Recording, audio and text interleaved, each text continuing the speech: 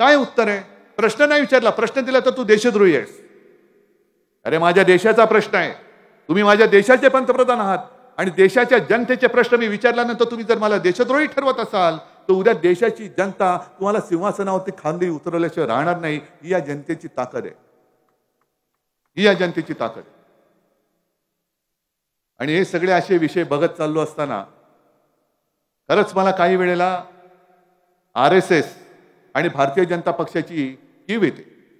इकडे सुद्धा RSSचे काही लोक असतील, मी पोटतिडकीने बोलतो, राहवत नाही म्हणून बोलतो, याचा अर्थ मी तुम्हाला काही शत्रू मानतो असं नाही, पण मी काय बोलतो हे लक्षात घ्या, नाहीतर तुमचाच कपाळ मोक्ष होणार आहे. अनेक अशी RSSची घराणी आहेत की ज्यांनी घरदार कुटुंब सोडून भाजपा वाढवण्यासाठी प्रयत्न केला. म्हणजे मला तर आठवतंय की एक राज्य जिंकल्यानंतर त्यांचं नाव मला कळलं, ते नाव ती व्यक्ती अजूनही आहे, त्यांच्यावरती आता दुसऱ्या राज्याची जबाबदारी दिली. पण ते राज्य जिंकल्यानंतर मला कळलं की व्यक्ती मुंबईत राहते. म्हटलं अरे बोलूया त्यांना, बोलवलं त्यांना, चहाला बोलवलं आणि त्यांना म्हटलं तुम्ही कसं केलं? मला म्हणाले उद्धवजी काय सांगणार, म्हणे आम्ही संघाची लोक अशीच करतो, आम्हाला जबाबदारी दिली का आम्ही तिकडे जातो आणि आमचं काम केल्याशिवाय हलत नाही. म्हटलं काय केलं तुम्ही? म्हणजे आम्ही जेव्हा गेलो त्या राज्यामध्ये फार वाईट परिस्थिती होती. कोणी तिकडे आमचं नाव घेतलं किंवा आम्ही रस्त्यावरती दिसलो तर जसं कुत्र्याला मारायला मागे लागतात तशी लोक मागे लागायची. मग काय केलं? नाही म्हणे आम्ही राहिलो ठामपणाने, काही वेळेला शिव्या खाल्ल्या, मार खाल्ला, पण करत करत करत करत इतक्या वर्षांनी आम्ही भाजपाचं राज्य तिकडे आणलं. आता परत ते राज्य ते हरले, तो भाग वेगळा. पण ही त्यांची जी चिकाटी आहे, घरदार कुटुंब सोडून जे देतील तिकडे, सीमेवरचं राज्य तर सीमेवरचं राज्य, दुसरं राज्य तर दुसरं राज्य, ना घराचा पत्ता ना कुटुंबाचा काही संपर्क, भाजप एके भाजप. आता भाजप ज्या दिशेने चाललाय आणि देश ज्या दिशेने तो नेऊ इच्छितोय, हा मार्ग हुकुमशाहीचा आहे. मला सर्वांना सांगायचं, तुम्ही तर माझ्या हक्काचे आहात, पण भाजपच्या कार्यकर्त्यांनी सांगायचे, RSSच्या कार्यकर्त्यांनी सांगायचे आणि प्रशासकीय यंत्रणांना पण सांगायचंय की ही दिशा ही हुकुमशाहीची आहे. आणि आज तुम्हाला एक संधी आहे येत्या निवडणुकीमध्ये, मग ती लोकसभेची असेल आणि विधानसभेची असेल, ही हुकुमशाही इथल्या इथे जर का ठेचली नाही, जशी तुम्ही गेल्या वेळेला इथली गुंडशाही ठेचली, नाहीतर कोकणाची पुरी बर्बादी झाली असती. सगळ्या कोकणाचा 7-12 एका व्यक्तीच्या नावावर झाला असता. तसं संपूर्ण देशाची वाहतात लागेल. आणि ही लढाई केवळ माझी नाहीये, ही लढाई केवळ शिवसेनेची नाही, ही लढाई तुमच्या सगळ्यांची आणि तुमच्या पुढच्या पिढ्यांची आहे. घराणेशाही म्हणतात ना, हो इकडे सगळे घरंदाज लोक आहेत, त्यांना सुद्धा मुलं बाळा आहेत, नातवंड आहेत आणि त्यांना सुद्धा आणखी नातवंडांना सुद्धा मुलं होणार आहेत. त्यांच्या भवितव्याचीही निवडणूक आहे. मग मी तुम्हाला प्रश्न विचारतोय की तुम्हाला तुमची मुलं बाळं, तुमच्या भावी पिढ्या तुमच्या एका बोटामुळे, तुमच्या एका मतामुळे हुकुमशहाच्या ताब्यात देण्याची तुमची तयारी आहे? असेल तर द्या. ज्याची कोणाची तयारी असेल द्या बाबा, मी काय करू शकतो? मी फक्त सांगू शकतो पुढे खड्डा आहे, खड्ड्यात पडशील. पण कोण असं म्हणाला पडलो तर पडलो, मग पड खड्ड्यामध्ये. मुंबई गोवा रस्ता जो बघतोय मी आता, इथला रस्ता तुम्ही मागे लागून करून घेतला, पण रायगडमध्ये तसा खड्ड्याचा रस्ता आहे. तसाच जर का खड्ड्याच्या रस्त्यावरनं कोणाला चालायचंच असेल तर मी काही करू शकत नाही.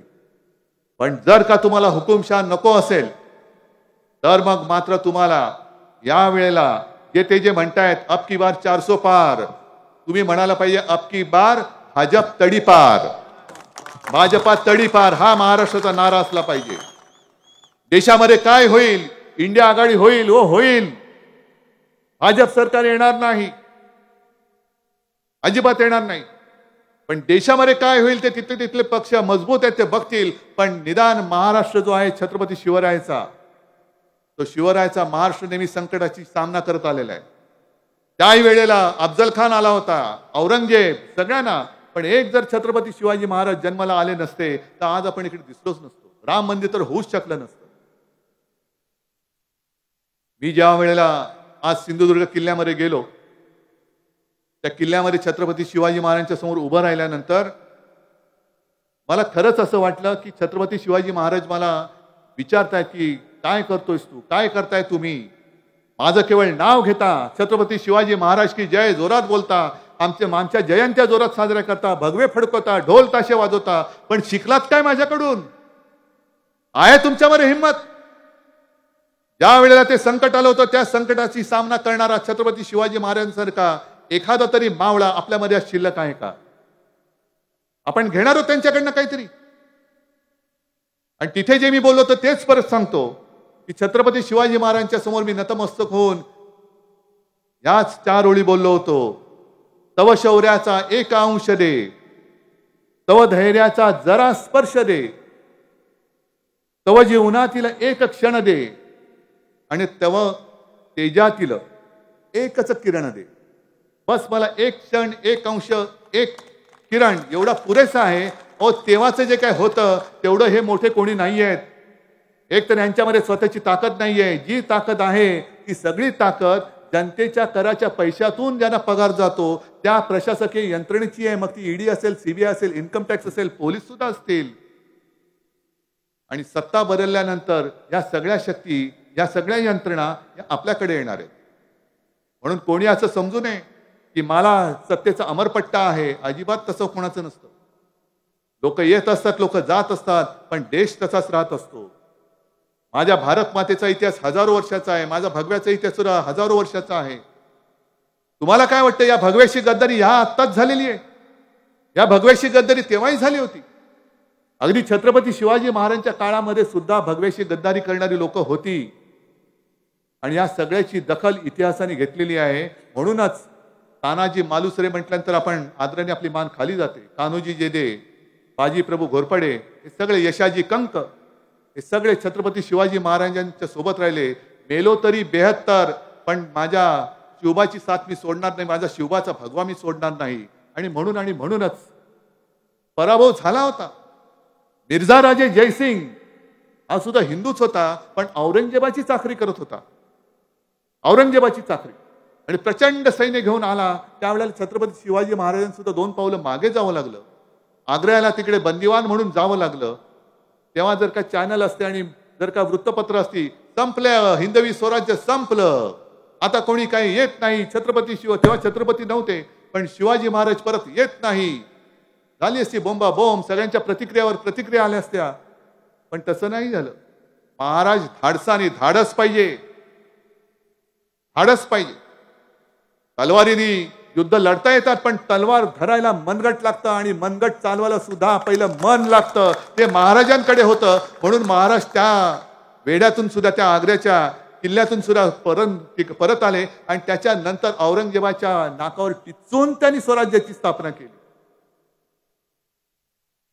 तशी पुन्हा आपल्याला आपल्या भगव्याची एक प्रतिष्ठापना आपल्या विधानसभेवर आणि दिल्लीच्या तख्तावरती सुद्धा करावी लागेल. तो आपल्या खऱ्या आयुष्यातला यशाचा एक क्षण असेल. हे सगळे क्षण आपण छत्रपती शिवाजी महाराजांकडनं मागून घेत असताना कशासाठी? मला मुख्यमंत्री, तुम्ही बोललात ते खरंच आहे, एक अपवाद, कारण परतीचे दोर माझे कापले गेले होते म्हणून मला मुख्यमंत्रीपद स्वीकारावं लागलं. आणि सोडताना मी हा नाही विचार केला की अरे सोडू कसं हट. जर मला चिकटून राहायचं असतं तर मी चिकटून राहू शकलो असतो. मला काय कळलं नव्हतं माझे आमदार फुटतायत, त्याला पकडून टाकू शकलो नसतं हॉटेलमध्ये. या मिंद्याचं काय उचलून कुठूनही दाढी उचलून धरून खेचून आणलं असतं त्याला. मी म्हटलं ही सडके, जसं मगाशी कोणी आंब्याची पेटी दिली, इकडेच दिली का तिकडे दिली? इकडेच दिली ना. आता कुठे ते आंबेवाले? आता तुम्ही सगळे कोकणची लोक आहात. हे आम्ही लहानपणापासून ऐकत आलोय की आंब्याच्या पेटीत एक जरी नासका आंबा असला तरी अख्खी आंब्याची पेटी नसते. म्हणून मी पहिले नासके आंबे उचलून फेकून दिले. चल जा म्हटलं. हे माझे आहेत ना, मर्दासारखे मर्द आहेत. आणि मर्द जोपर्यंत माझ्या सोबत आहेत तोपर्यंत मला कोणाची पर्वा नाही. फक्त मी लढाईला उभा आहे. तुम्ही साथ देणार आहात की नाही? तुम्ही सोबत देणार आहात की नाही? आणि तुम्ही विजय देणार आहात की नाही? मग या मतदारसंघात सुद्धा जो उमेदवार आपला असेल त्याला तुम्ही विजयी करावंच लागेल. तुम्हाला विजयी करणार आहात की नाही? सावंतवाडी आहे, वैभव आहे, हा मतदारसंघ, ही सगळी किनारपट्टी मला आपली भगवी करून पाहिजे. आणि खासदार तर आहेच, खासदार तर आहेच. मग या विजयाची जबाबदारी मी तुमच्यावर टाकू? जरा हात वर करून सांगणार बस. अरे एवढे हात वर झाले ना तर ते श्रीकृष्णाची कथा माहितीये ना, गोवर्धन त्यांनी उचलला होता आणि गोवर्धन त्यांनी एकट्याने नव्हता उचलला, त्याच्याबरोबर त्याच्या सगळ्या सवंगड्यांनी पण हात लावला होता, तेव्हा तो गोवर्धन पण उचलला गेला होता. तसाच हा माझ्या भारताच्या लोकशाहीचा गोवर्धन तुमच्या सगळ्यांच्या साथीने सोबतीने मी उचलल्याशिवाय राहणार नाही, हे एक वचन देतो आणि आपली रजा घेतो. जय हिंद, जय महाराष्ट्र.